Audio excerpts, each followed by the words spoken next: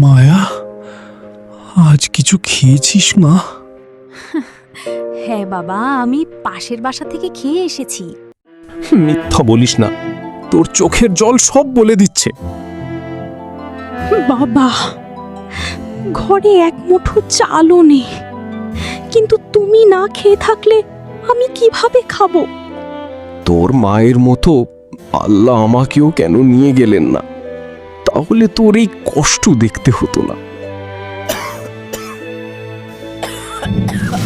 না বাবা, এমন কথা বলো না। তুমি সুস্থ হলেই আমাদের সব কষ্ট শেষ হয়ে যাবে। কাল থেকেই আমি কাজ করব, তোমাকে বাঁচাতেই হবে। তুই তো এখনো শিশু। আজ থেকে আমি শুধু শিশু নই, আমি তোমার মাও। ভোরের আলো ফুটতেই মায়া কাজের খোঁজে বেরিয়ে গেল।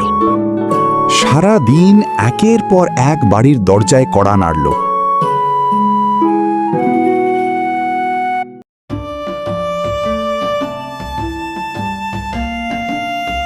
আন্টি, আমাকে একটু কাজ দেবেন? আমি বাসন মাজতে পারি, ঘর পরিষ্কার করতে পারি। ভিক্ষা চাইতে এসেছো নাকি? এত ছোট মেয়েকে কাজ দেব? এখান থেকে যাও। মায়ার চোখ ভিজে উঠল, তবুও সে হাল ছাড়ল না। অবশেষে সে একটি বড় বাড়ির সামনে দাঁড়ালো। কি চাই মা?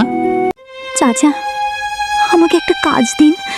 আমার বাবা খুব অসুস্থ, দুদিন ধরে আমরা ঠিকমতো খাইনি। ঠিক আছে, আজ থেকে তুমি এখানে কাজ করবে। কি নোংরা কাপড়! ও কি আমাদের বাসায় থাকবে? মনে রেখো, মানুষকে তার পোশাক দিয়ে নয়, তার মন দিয়ে বিচার করতে হয়। এই নাও, এখানে কিছু চাল, ডাল আর সবজি আছে, বাড়িতে নিয়ে গিয়ে রান্না করে খেও। আজ আর কাজ করতে হবে না, কাল থেকে এসো। এই কথা শুনে খুশিতে মায়ার চোখে জল চলে এলো। সে খাবারগুলো নিয়ে খুশি মনে বাড়িতে চলে গেল।